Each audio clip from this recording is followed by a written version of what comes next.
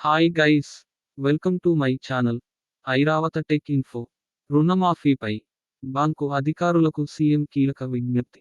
రుణాలు కట్టాలని రైతుల వెంట పడుతున్న బ్యాంకు అధికారులకు సీఎం రేవంత్ రెడ్డి కీలక విజ్ఞప్తి చేశారు.